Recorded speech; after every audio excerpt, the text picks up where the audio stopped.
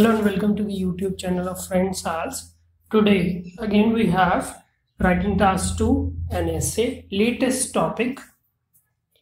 Okay, the question is, question देखते हैं. Directors of large organizations receive much higher salaries than ordinary workers. तो ये जो बड़ी बड़ी कंपनियों के हेड्स होते हैं, बड़े ऑफिसर्स होते हैं, उनको जो सैलरी मिलती है वो काफ़ी ज़्यादा होती है एक आम वर्कर से. Some think it is necessary while others think it is unfair. कुछ लोग सोचते हैं कि ये ज़रूरी है, बाकी सोचते हैं कि ये सही नहीं है. Discuss both views and give your opinion. तो अगेन both views ऐसे हैं. तो इस केस में मैं हर एक वीडियो में एक्सप्लेन करता हूँ कि हमें इंट्रोडक्शन और कंक्लूजन को ब्रीफ में रखना चाहिए. इंट्रोडक्शन में नॉर्मली हमें 2 लाइंस बनानी चाहिए और कंक्लूजन को सिंगल लाइन, कोई कंपाउंड कॉम्प्लेक्स या ऐसा कोई कॉम्प्लेक्स स्ट्रक्चर को यूज़ करके बनाना चाहिए. तो जो इंट्रोडक्शन है उसमें आपकी फर्स्ट लाइन जो होगी वो question as it is quote हमें करना है, बट उसमें एक फ़र्क लाना है कि अगर आप सेंटेंस स्ट्रक्चर को चेंज कर सकते हैं. सपोज वो एक सिंपल सेंटेंस है, अगर आप उसको कंपाउंड बना पाएँ या फिर वो कॉम्प्लेक्स सेंटेंस है, आप उसको कंपाउंड या सिंपल में बदल पाएँ, तो भी आप अपना सेंटेंस जो फॉर्मेशन की कॉम्पिटेंसी है उसको आप बढ़िया तरीके से शो कर सकते हैं. जो सेकंड लाइन होती है वेरी इंपॉर्टेंट थीसिस स्टेटमेंट होती है. तो थीसिस स्टेटमेंट हर एक क्वेश्चन के लिए डिफरेंट होती है और अलग अलग बैंड स्कोर के लिए थीसिस स्टेटमेंट में वेरिएशन लाई जा सकती है. तो यहाँ पे जो हमारा क्वेश्चन है, फर्स्ट ऑफ ऑल हम इंट्रोडक्शन से स्टार्ट करेंगे. हम जो फर्स्ट लाइन को लेंगे, पहले हम वर्ड टू वर्ड सिनोनिम देखेंगे, वोकैबुलरी फ्रेजेस देखेंगे जिससे हम रिप्लेस कर सकते हैं, या फिर जो कॉलोकेशन यहाँ पे फिट बैठता है हम उसको अप्लाई करने की कोशिश करेंगे. और उसके बाद हम सेकंड लाइन थीसिस स्टेटमेंट लिख के इंट्रोडक्शन को कंप्लीट कर लेंगे. आपको याद रखना है कि इंट्रोडक्शन को आपको एग्जाम में एक पैराग्राफ में लिख के लाना है, ना कि अलग अलग लाइन. मैं वो भी उस चीज़ पे भी कंसंट्रेट करूँगा अभी. तो हम स्टार्ट करते हैं. क्वेश्चन पे हमारे पास है रिसीव. रिसीव को हम लिख सकते हैं आर पेड. नेक्स्ट हमारे पास है सैलरीज. सैलरी की बात हो रही है तो सैलरी को हम बोलते हैं, लिख सकते हैं रीएम्बर्समेंट. अभी अगेन यहाँ पे सैलरी आपका प्लूरल है तो आपको रीएम्बर्समेंट को भी प्लूरल ही लेना है क्वेश्चन के बेसिस पे. अभी देन वेरी इंपॉर्टेंट नोट कर लीजिए, कॉमनली क्वेश्चन में ये आ जाता है और इसको आप as it is in comparison to से रिप्लेस कर सकते हैं. या फिर सपोज क्वेश्चन में आपके पास इन कंपैरिजन टू आ रहा है तो आप उसको देन के साथ बड़ी आसानी से रिप्लेस कर सकते हैं. नेक्स्ट हमारे पास है ऑर्डिनरी वर्कर्स. तो देखिए ऑर्डिनरी वर्कर्स का मीनिंग होता है जो कि लोअर स्ट्रेटा में है, जो कि छोटे एम्प्लॉयज़ हैं, तो उनको हम अदर एम्प्लॉयज़ भी बोल सकते हैं. अभी हम इंट्रोडक्शन को स्टार्ट करेंगे, फर्स्ट लाइन की फॉर्मेशन से स्टार्ट करेंगे. Without changing it's meaning. Okay, suppose आप एग्ज़ाम में जाते हैं, आपके पास क्वेश्चन आता है, नो डाउट आपको प्लान करना पड़ेगा आपके पॉइंट्स के लिए, चाहे आप 2 पॉइंट्स ले रहे हैं, 3 पॉइंट ले रहे हैं, या फिर आप सपोज हमने इससे पहले किया था कॉज सॉल्यूशन ऐसे, तो इससे ज़्यादा हम पॉइंट्स लेते हैं, लाइक 2 पॉइंट्स ले लिए, 2 कॉजेज़ और उसके 2 ही सॉल्यूशंस दे लिए, या फिर हम मोस्ट आइडियल वे होता है 3 पॉइंट्स ले लिए और 3 उसके सॉल्यूशंस दे दीजिए. तो हम वो अप्रोच भी फॉलो कर सकते हैं.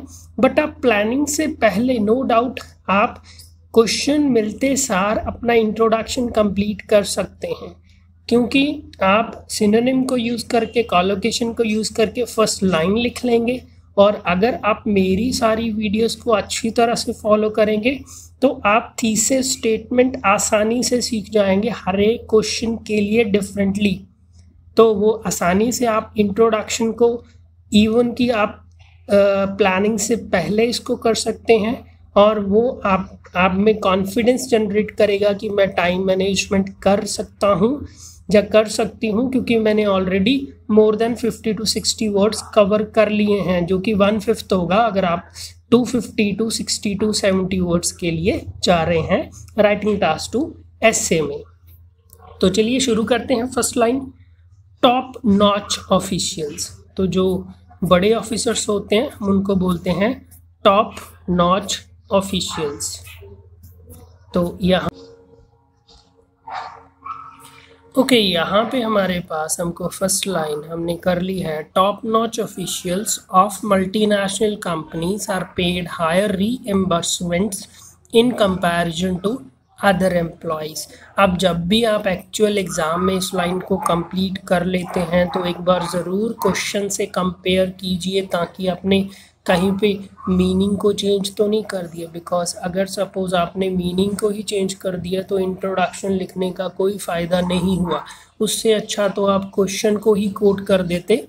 But I would highly suggest कि अगर आपका जो डिज़ायर्ड बैंड स्कोर है वो 6 या फिर 6 से हायर है तो आपको रीफ्रेजिंग की तरफ जाना चाहिए। चाहे आप 1-2 वर्ड को ही रीफ्रेज करें, चाहे आपको सेंटेंस स्ट्रक्चर चेंज करना अगर मुश्किल लगता है तब भी आप एक बार कोशिश ज़रूर करें। अभी सेकंड लाइन हमारे पास थीसिस स्टेटमेंट होता है। तो थीसिस स्टेटमेंट के लिए मैं आपको हमेशा ही फिक्स कराता हूँ कि आप बोथ व्यूज़ एसे के लिए थीसिस स्टेटमेंट को रेटिफाई कर लीजिए, याद कर लीजिए। या 1-2 बार आप लिख के प्रैक्टिस करेंगे तो आसानी से आप एग्ज़ाम में कर पाएंगे। In this essay comma I will discuss both the view points. अभी जैसे ही राइटिंग चेक करने के लिए आती है, most of the students errors commit करते हैं, वो आई को कैपिटल नहीं लिखते यहाँ पे, जो कि इन दिस एसे कॉमा आ रहा है।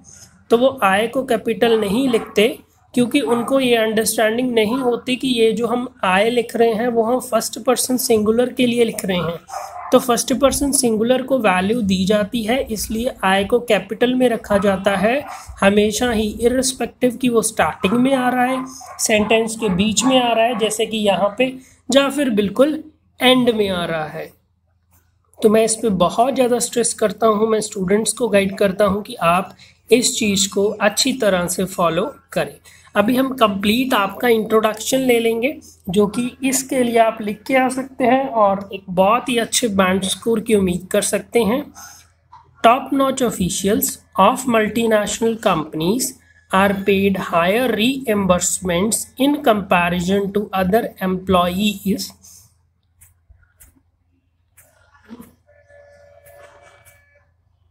Some people believe that it is necessary, whereas others hold a belief system that it is unfair. In this essay, I will discuss both the viewpoints. अभी next हम conclusion पे आ जाते हैं। आपका जो conclusion है वो नो डाउट आपके बॉडी पैराग्राफ के बेसिस पे होगा, और आपके बॉडी पैराग्राफ की फॉर्मेशन जो होगी वो आप पॉइंट्स जो जनरेट करते हैं, जो आप सोचते हैं, अपनी ब्रेनस्टॉर्मिंग करते हैं, पॉइंट्स को मेंशन करते हैं, एलाबोरेट करते हैं, एग्जाम्पल देते हैं, या फिर उनको कंक्लूड करते हैं, तो वो उस सब के बेसिस पे ही कंक्लूजन लिखा जाता है और कंक्लूजन को भी ब्रीफ रखा जाता है। आज के इस वीडियो में हम नो डाउट कंक्लूजन से रिलेटेड वोकैबुलरी तो सीखेंगे ही, बट ये वोकैबुलरी इम्पॉर्टेंट है, इसीलिए मैंने आपके लिए अलग से सेंटेंस फॉर्मेशन करके रखी है। नो डाउट कंक्लूजन में आपकी रिवीजन हो जाएगी इन वोकैबुलरी के चंक्स की। तो स्टार्ट करते हैं। द प्रेजेंट पे सिस्टम, तो जो भी अभी प्रेजेंटली पे जो दी जाती है कि जिस बेसिस पे, तो क्वेश्चन सेंटेंस ले लेंगे। The present pay system in western countries is up to par, मतलब कि जो वेस्टर्न कंट्रीज में पे का सिस्टम है वो सही है। Is based on, very important, हम इसको स्पीकिंग में भी यूज कर सकते हैं, राइटिंग में भी। This report is based on research conducted by government agencies. तो ये जो रिपोर्ट है ये किस चीज पे बेस्ड है, ये जो रिसर्च किया था गवर्नमेंट एजेंसी से, मतलब ये जो डाटा है वो वहां से आया है। नेक्स्ट है हमारे पास एजुकेशन, एक्सपीरियंस एंड ड्यूटीज। तो ये देखिए मैंने आगे भी बात की है कि कुछ को वोकैबुलरी के चंक्स हम इकट्ठा यूज करते हैं, वो आपकी वोकैबुलरी में बहुत ही अच्छे बैंड स्कोर दे सकते हैं। तो कुछ ऐसे ही हम और भी कॉलोकेशन वगैरह सीखेंगे।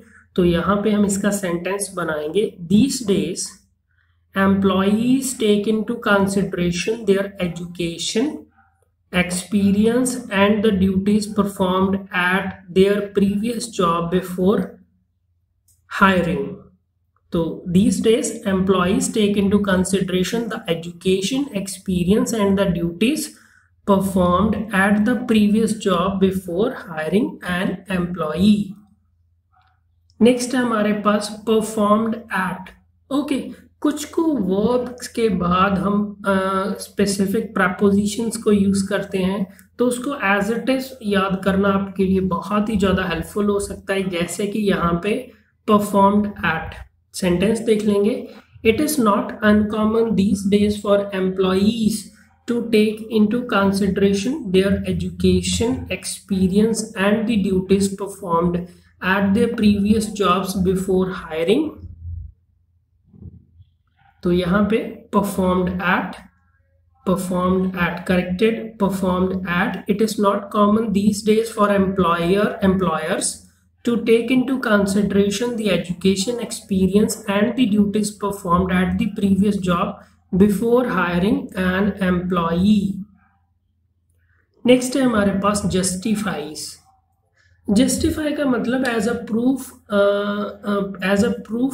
प्रूफ होना, एज अ प्रूफ पेश करना। The complexity of decision making justifies the higher salaries of directors of big organisations.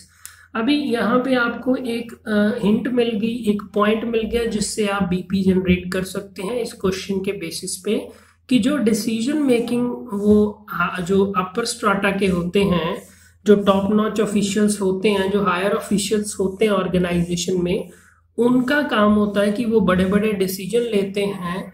तो वो एक बहुत ही कॉम्प्लेक्स जॉब है, इसलिए उनकी सैलरी जो है वो भी जस्टिफाइड है। तो इसीलिए हमने सेंटेंस बना दिया, the complexity of decision making justifies the higher salaries of directors of big organizations. Next है हमारे पास the huge sums of money, मतलब कि बहुत ही ज्यादा पैसा। Large companies offer huge sums of money as pay packages in order to attract the best minds. तो जो बड़ी कंपनीज हैं वो बहुत ही ज्यादा सैलरी देती हैं, बहुत ही हायर पैकेजेस देती हैं ताकि वो अट्रैक्ट कर सकें द बेस्ट माइंड्स, जो बेस्ट टैलेंट है उसको वो अट्रैक्ट कर सके। Next, paid as dash to the dash. Okay, अगर हमें ग्रामर में प्रोग्रेस करना है तो नो डाउट हमको कुछ सिंटेक्स भी सीखने पड़ेंगे।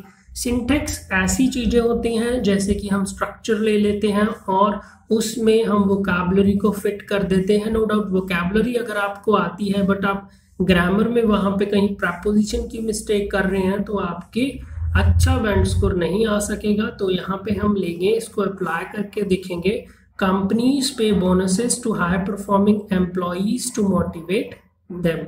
तो कंपनी बोनस देती है जो कि एम्प्लॉइज बहुत ही बढ़िया परफॉर्मेंस करते हैं ताकि उन्हें मोटिवेट किया जा सके। तो ये सारी वोकैबुलरी को लेके हम यहाँ पे कंक्लूजन पे आएंगे।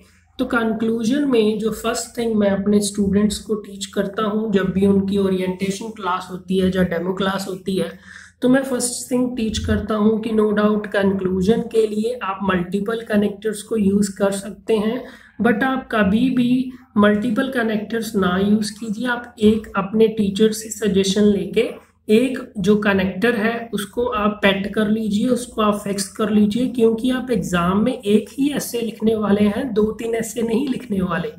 और यहाँ पे बहुत इंपॉर्टेंट होता है कि आप इस चीज़ को करें, क्योंकि एग्जाम में आपके सामने टाइम मैनेजमेंट एक बहुत ही बड़ा चैलेंज है।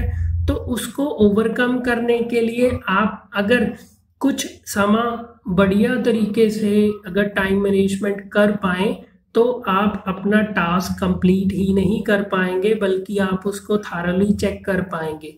क्योंकि अगर आपका बहुत बढ़िया टास्क है बट उसमें मल्टीपल एरर्स हैं, चाहे वो स्पेलिंग मिस्टेक के हो, पंक्चुएशन के हो, ग्रामर के हो, सेंटेंस फॉर्मेशन के स्ट्रक्चर से रिलेटेड हो, प्रेपोजिशन से हो, या ऐसा कोई भी एरर हो, सब्जेक्ट वर्ब एग्रीमेंट का एरर हो, तो अल्टीमेटली आप लूज करने वाले हैं अपने score grammatical range and accuracy में, जिसको हम GRA भी बोलते हैं। तो यहाँ पे जैसे सेकंड थिंग जो मैंने स्टूडेंट्स के केस में नोट किया है कि कुछ स्टूडेंट ईडीएम यूज करते हैं राइटिंग टास्क 2 में। ओके, यहाँ पे मैं ज़्यादा इसमें आर्ग्यू नहीं करना चाहूँगा, बट मैं आपको गाइड करना चाहूँगा कि हम इससे रिफ्रेन करेंगे, हम इससे परहेज करेंगे। तो हम क्या करेंगे, हम ऑल इन ऑल नहीं यूज़ करेंगे। कॉमनली स्टूडेंट्स को मैंने देखा है वो ऑल इन ऑल कॉमा लिख के अपना कंक्लूजन लिख जाते हैं। तो हायर बैंड स्कोर के लिए मैं आपको ऐसा कुछ नहीं सजेस्ट करूँगा। सपोज आपको 6 चाहिए, आप 5.5 पे स्टक कर रहे हैं, या फिर आपको 7 चाहिए, आप 6.5 पे स्टक कर रहे हैं। तो ऐसी छोटी छोटी मिस्टेक्स, ये छोटी नहीं है, नंबर बहुत है इसके, तो आपको इसको अवॉइड करना चाहिए। चलिए कंक्लूजन पे आ जाते हैं। इन conclusion comma, it is clear that the present pay system is based upon education, experience and duties performed at work, and this justifies the huge sums of money paid as salaries to the directors of large organizations. Okay, first of all हम conclusion को vocabulary के basis पे के perspective से हम study कर चुके हैं।